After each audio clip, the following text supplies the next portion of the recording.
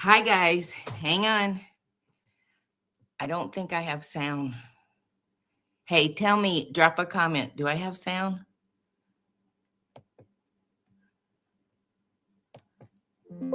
Okay, now I have sound. All right. Hi, guys. I am so relaxed.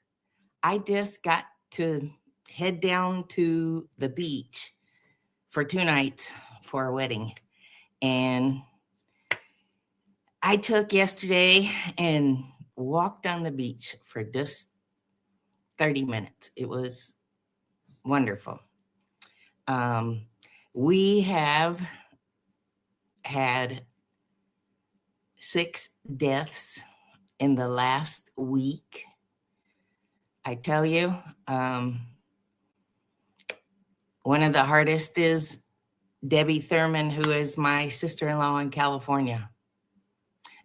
Sister-in-law in California. She's my brother's wife, Tim Thurman's wife. So pray for that family.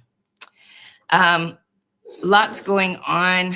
I start out by saying, hey guys, be glad we're not in Alaska this time, because the ship that we were on, it lost all power.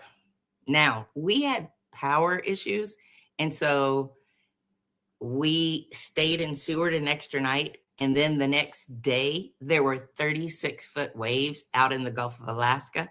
So, some might say the Lord was taking care of us, and I would agree. And we loved Seward. But I have a story about Seward tonight, too. Anyway, lots of cruise stuff. And not to say that there aren't lots of other important things happening, but having the radiance of the sea completely lose power and floated in the ocean for 15 minutes solo, I'm sure that was a scary plight for the passengers. And I'm glad that we weren't on that ship this time. I'm going to tell you how the Hantavirus, specifically the Andes strand, what it is doing globally. I said, and the CDC still says, that it is not threatening, but I'm just going to give you a few pieces, food for thought about that. There was a boat that was in the Gulf of Mexico, the Gulf of America, whatever you call it, and the Mardi Gras ran across him. 9 people in a small boat, so it was overcrowded. They're waving jackets and anything that they could to get the ship's attention, and they went and got them. No power, something had happened to their craft, and because there were 9 people in it, if there had been stormy seas, that could have been it for those guys. So they called the Mexican Navy, who sent a rescue out to meet them, and Borders and International Coast Guard took them all, and everybody is okay. There is a few stories about just cruising itself that we're gonna jump into, but this Hantavirus, well, that's where we're gonna start. And I'm gonna share the latest, a quick global health and travel watch on Ebola. I'm gonna share as well. The MV Handias cruise ship, it's the one that is small. It had 140 passengers on it. and it's the one that's involved with the Andes virus. It is hantavirus with pulmonary syndrome, serious illness that has risk to the American public while it remains low, and officials are monitoring the situation closely. The CDC Alert Network and the WHO had reported 8 cases, 6 confirmed cases, and 2 suspicious cases, including 3 deaths. And investigations are still underway to assess possible exposure link for passengers and for people who may have had contact through travel connections, including aircraft exposure. One important part for travelers, this is not the reason to be afraid of cruising. It is a reason to understand that public health officials, cruise lines, governments do monitor these situations. And for my clients and viewers, the takeaway is follow the official guidance and not rumors.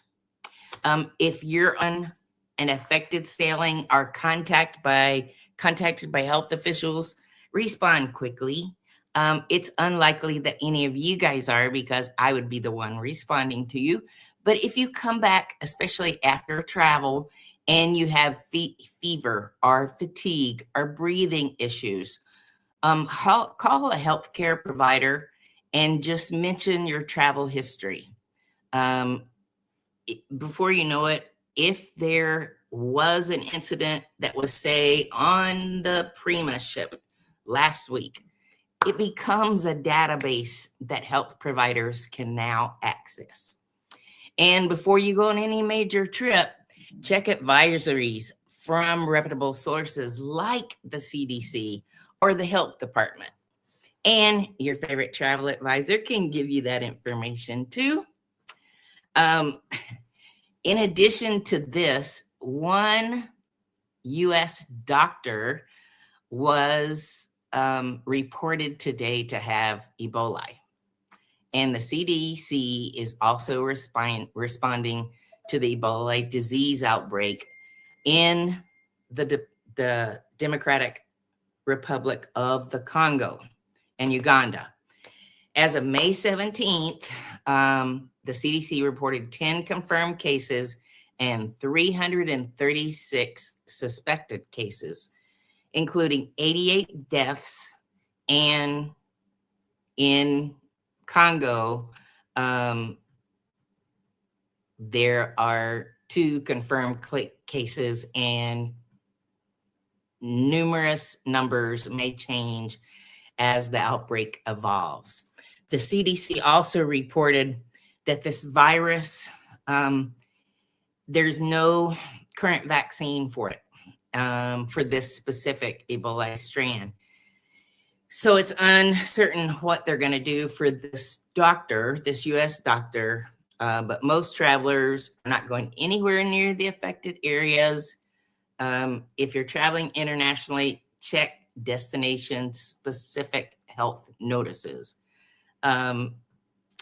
It is one of the reasons that every time I get on plane, I wipe down the surfaces. You don't know who sat in that seat before you, or whether that person met an infected person, whether it's infected with the flu or anything. There's ways to just avoid the simplest issues, and that is clean, be clean. Okay, let's share.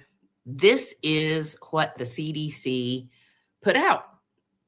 I hope that it's before we need it, but it says you can prevent the hantavirus, and this was put out for the United States. Seal up everything, trap rats, and clean up. This specific virus is not from a rat that is from our kind of rats. This is this kind of rat.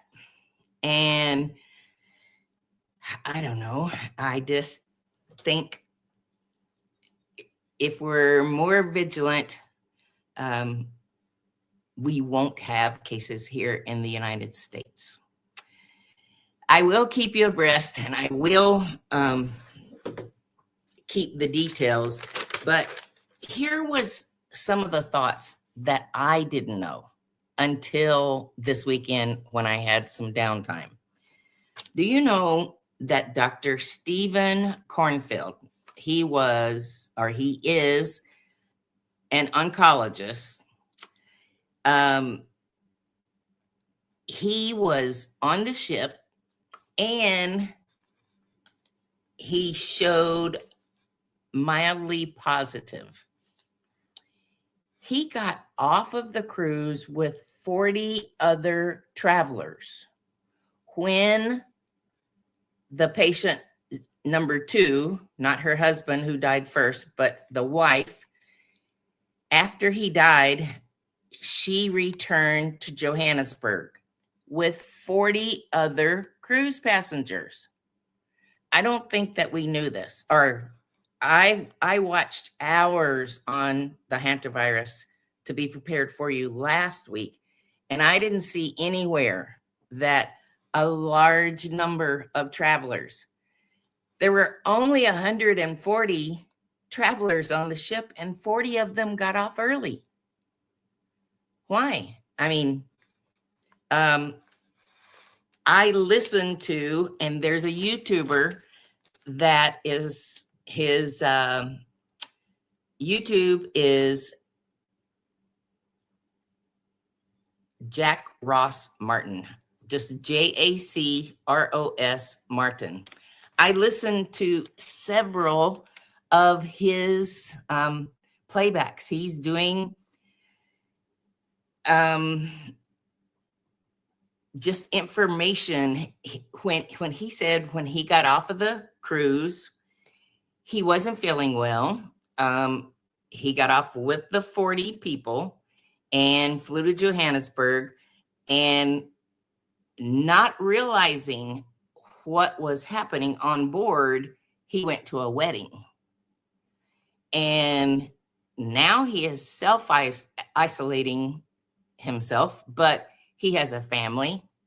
As soon as he got back to Johannesburg, he came back early. One of the reasons was this wedding. So he's mildly symptomatic. Now Johannesburg's in South Africa. It's far, far away. The other cases that are known are in France. I told you that the Prime Minister was vacationing on this long sailing, and she has been hospitalized. I didn't realize until this week that she has an artificial lung. So this respiratory issue is quite critical, particularly in her case. But several people who aren't just YouTubers out there trying to make a flamboyant story, but people who were on the ship were never told that it was something dramatic. Actually, when the first guy passed away, there's a clip, and France shared it over this weekend, where the captain comes out, and in English, he says that we had a passenger pass away. It's unfortunate, and it was of natural causes. And at that point, that wasn't true, or they didn't know that to be true. I don't want to get in trouble, but I will share. I put a number of links into our storyline here for you so that you could see some of these stories. They first said COVID wasn't going to be bad, and look what happened. I don't think this is going to be anything like that, because it's a whole different kind of virus. But I do question that the CDC and the WHO have not shared any more than they felt they wanted to. And there's lots more out there that other countries are reporting on that the US is not. So there you go. Now, in other cruise stories this week, I will tell you of a story that has hit the social media markets, and it has been a story about travelers who got an email from Carnival. And the email says, "Oh, wow, you know that great deal that you booked on Carnival? It's no longer valid. It's canceled." Seems that there was a very large discount program that was offered in the past 4 days, and it showed some super duper deals, and some people booked. And one passenger in particular came back to John Heald, who's kind of the ambassador for Carnival, and said, "Hey, I booked and paid for a cruise in full, and I got an email that says my booking is not valid, and now it's 5 times higher." So I want to hear what you think about this, because in times past, if specifically with airlines, if you got in on a deal and you bought it and you paid for it in full, it locked you in on that price. And there's been numerous air issues where this has happened over the years. As a matter of fact, when we found one, we would usually get on the phone and call our favorite clients and say, "Hey, guess what? There's a round trip to Boston that's $39. And the last time that I saw that deal, I took Stephen and Joshua Engel with me on a flight for their very first air experience. And they were like 5 and 6 years old. And now that was been like 30 years ago. So anyway, long and short is Carnival saying, we're not doing this. I had one question over it, and then I went and looked at the cruise contract, and now Carnival and every other cruise line, because if this has happened to Carnival, I guarantee you the other cruise lines have quickly adopted this. They have language in the cruise contract that says that if it was a technical error, that your cruise option can be rescinded. And that's what they're saying, that this was a technical issue. It was loaded by mistake, and they're willing to give you $100 onboard credit as a resolution. Now, I didn't book one, but I wouldn't be happy if I'd have booked one and paid it in full. Anyway, that's neither here nor there. It's no good, folks. Just wanted you to know.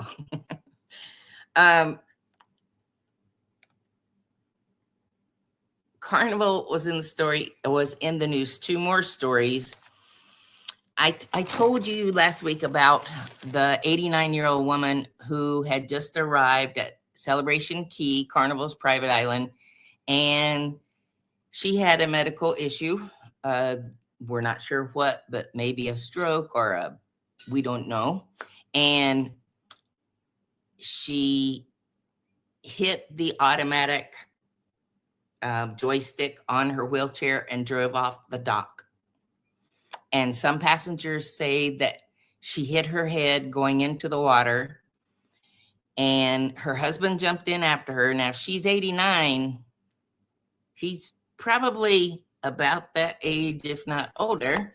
And he was able to retrieve his wife, and he got out, but with all resuscitation attempts, he still lost his wife. More news has come out about this story this week, and we're waiting to hear responsibility. But the day that came out, on April 10th, on April 11th, another older lady had a scooter issue, and she sued Carnival because as she was disembarking, it didn't say whether it was Miami or another Carnival disembarkation port. She said that her scooter flipped. And all that I could think of is maybe you're going too fast as you're going down, and these are four-wheeled scooters. And if you get it next to, there's a little metal lip about this big on both sides. And, if you ran it against that, I could see it flipping. But some people, she flipped it, and her social media statement was, well, they rented me this defective scooter. Well, lady, Carnival doesn't rent scooters. I mean, they suggest a company. It's called Scoot Around. It's not the company that I use. It's more expensive, but they don't rent you the scooter. They just allow you to accept the scooter. Anyway, she said that they didn't have safety measures in place, and that likely the driver caused the incident. Like whoever was operating that wheelchair, that's probably who caused the problem. It wasn't Carnival. 3,200 people go down that same gangplank, and one person on one of the 20 or 30 scooters have an issue. I think it's driver error. But anyway, Carnival's just gotten lots of flack this week. So it was good that they picked up these 9 passengers because it gave them a positive side. And where they scathed by a little bit was in Alaska, because Royal Caribbean and Celebrity are catching flack. The Port of Seward has an issue. And I've been in and out of the Port of Seward in 22, 23, and 24. And we never had a problem. But it seems that the bay is down a little bit in water. And now they can see these pillars that were originally there to keep the piers in place, except for there are still some pillars down there, and they're very close to where ships have been coming in. So they're going to close Seward temporarily, and they're going to suggest that everybody depart out of Whittier. Well, if you go into Whittier, let's see, is it Whittier? If you go into Whittier, you can take the train all the way to where your ship departs. And, now that I say that, Seward did too, because we took the train and it disembarked us like 150 yards from where we got on the ship. Anyway, Seward's out and Whittier's in. So it's a little bit further distance. So Royal Caribbean and Celebrity have been getting some flack about my Uber driver charged me an extra $200 to make this change at the last minute. My cruise line advised me as I was flying into Anchorage. Well, guys, this is something that just happened over the weekend, and they disclosed it. So, when you have 4 or 5 ships and you have 3,000 to 5,000 passengers on each of those 4 or 5 ships for the week, there's a lot of people to get in touch with. So cut them a little bit of slack. I hate you're not going to get to see Seward because I really liked it. It's some of the coolest pictures that I made from this last trip was we were stuck in Seward a couple days, and I took the free bus down into town to get Mom some medicine, and it was beautiful. Okay, let's see. What am I going to tell you? The Carnival Cruise Line had 2 other ships in dry dock at the same time in Grand Bahama Island, the Legend and the Magic. And dry dock is important and it's normal, but it's not usually where they have 2 in dry dock at the same time. But we're just waiting to see how quickly they can get them back out and into service. I mentioned briefly about the Ebola travel watch. Hantavirus is one thing, but Ebola is different. And I see a bigger threat with that at the moment. It has been going on in the Congo for several years. And sometimes it has gotten out of that region and there have been clusters of sickness, but they were able to control it. Now on May 17th, the CDC reported 10 confirmed cases. And what they're worried about is there's no current vaccine. The key message for travelers is this: it's not about alarming everyone. It's about awareness. They're not going to go anywhere near the affected areas in most likely, but be concerned about others who have been, and make sure your emergency contacts and your travel insurance is in place. These people had no idea this would happen. You know, they're taking a cruise with such a small number of people, 140 people, all of which I haven't heard anybody say they paid less than 10 grand to be on that ship. So you would think that quality of people and it being upscale with a prime minister on board, with doctors on board, I don't know. It gets to anybody if you're out there and you're not careful, I guess. Let's see.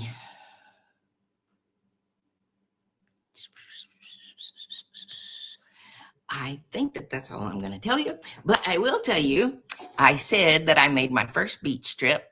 I did. Went down for a wedding.